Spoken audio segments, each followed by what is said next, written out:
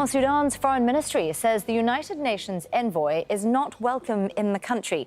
In a statement issued early on Friday, it's declared Volker Perthes persona non grata. Well, let's go straight to our correspondent, Hiba Morgan. She's in Omdurman, that's across the Nile River from Khartoum. Hiba, Sudan's been unhappy with Volker Perthes for some time now. What difference does this official statement actually make? Well, it now makes it official that the UN Special Representative to Sudan, who started his job in 2021, is not welcome back here now. Or is it 2020? But yes, so this statement that came from the Foreign Affairs follows another letter that was written by the Army Chief, General Abdel Fattah al-Burhan, on May 26th, addressed to the UN Secretary General. Now, he blames the Special Representative, who was in charge of leading or facilitating talks to form a transitional government here in Sudan, of being biased towards certain political parties.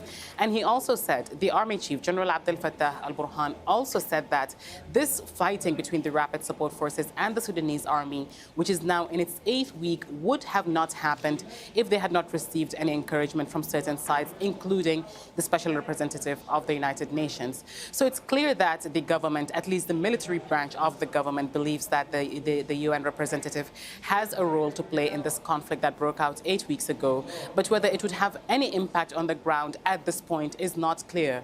There has been ongoing fighting between the two sides, and both have not listened to any political calls or to try to resolve this issue politically, and have been determined to resolve it militarily on the ground. Well, speaking of which, Hiba, I know you've been hearing more of that ongoing fighting this morning. How are residents who are still stuck there in Khartoum coping? Well, the situation is quite dire. Many people say that it's becoming untenable. This is the 8th week now. Banks have not been open since the start of the fighting in mid-April. People can't access their own accounts. They're relying on online banking operations for those who can, and that's not reliable most of the time. So many people are out of cash to buy basic commodities, and even those commodities where available are really expensive in prices, so people say they cannot afford that.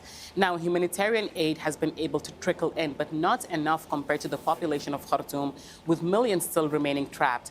Many people also accuse the warring parties, especially the Rapid Support Forces, of committing atrocities. The RSF have been accused of looting homes, of arbitrary killings of civilians, and of raping women who are trying to escape the conflicts here in Khartoum. So lots of accusations, people saying that it's no longer safe for them to stay in the capital, Khartoum, but they can't leave to go anywhere else. Hiba Morgan there, our correspondent on the ground for us in Omdurman. Thank you very much, Hiba. Well, let's now bring in Ibrahim Mukhayer. He's the Special Advisor for Foreign Affairs to the Commander of the Rapid Support Forces. He joins us now from London via Skype. Thank you very much for joining us, sir. Ibrahim, I want to start with the many reports that we've been hearing, as Hiba was just reporting there, from residents in Khartoum of forces committing atrocities, occupying their homes, from aid agencies of the occupation of their hospitals. You signed a commitment to vacate those spaces. When will you abide by that? Oh, thank you for having me first. That's why we are insisting to have an observers for the American and Saudi Arabian initiative on the ground, because all these accusations can be clarified when we have these observers. The issue here is not the accusation of each other and the exchanging of such things. The issue is to focus on how to stop the war, how to cease fire, how to abide by the initiative, the American initiative, all elements, and to collect as much elements for it to be successful. Ibrahim, sorry, I just want to follow up on something that you said there. You're suggesting that you need other observers, but you are in contact with your forces on the ground. Can you tell us, based on your communication with them, whether or not there have been killings of civilians, for instance?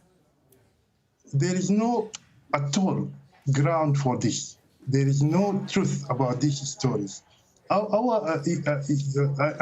need you to just remember that the forces are a part of the military, which are very organized and very obedient to the commanders, and they are abide by the human and human rights laws. Okay.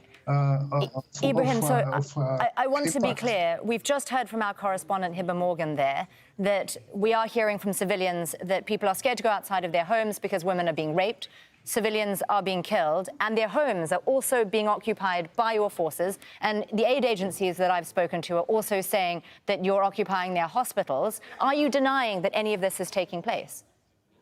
Well, first starting with the aid agencies, yesterday, for example, our forces facilitated the evacuation of 300 children from Maigoma orphanage through a special help with cooperation with the Red Cross.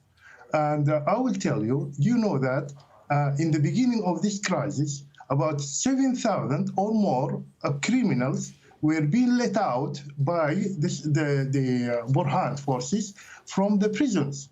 Those are very dangerous people who are going around. In addition, there is also propaganda that trying to smear the reputation of the forces. What I'm saying, this government is not very serious of trying to solve this crisis. You saw yourself what happened to Mr. Volker, who has been denied his extended hand to help the Sudanese people in such a need time, for help.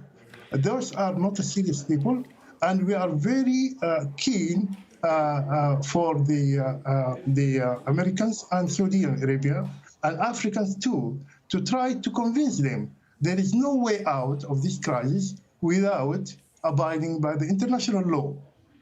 Speaking of international law, I'm sorry, I do want to press you, sir. Are there any rapid support forces fighters at the moment occupying hospitals in Khartoum?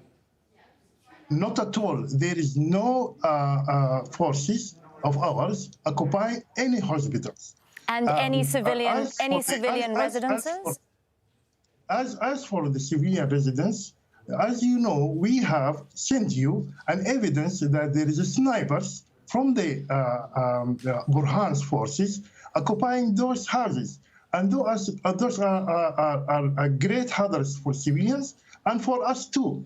And that's the only reason why we sometimes do go in those houses to eliminate such a hazard.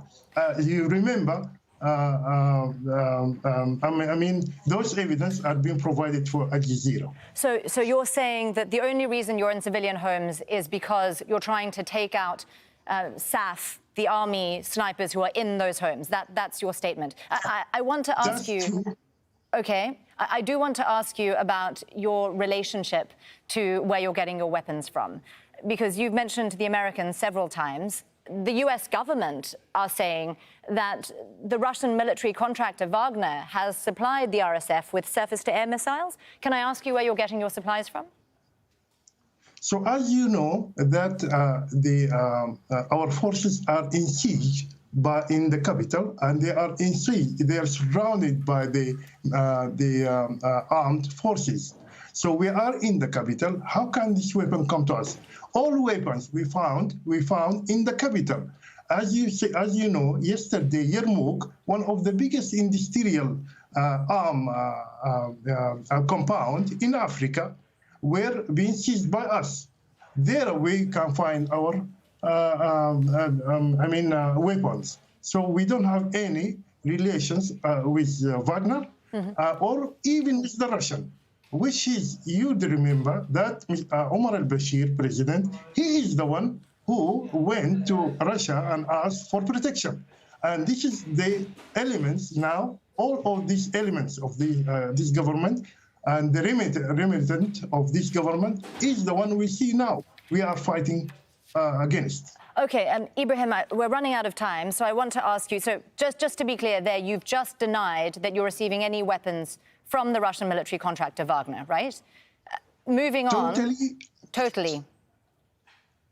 Totally we don't. We don't receive any weapon. All the weapon we found is in the capital, as I told you. I don't need to repeat that. There's a lot of store in the capital.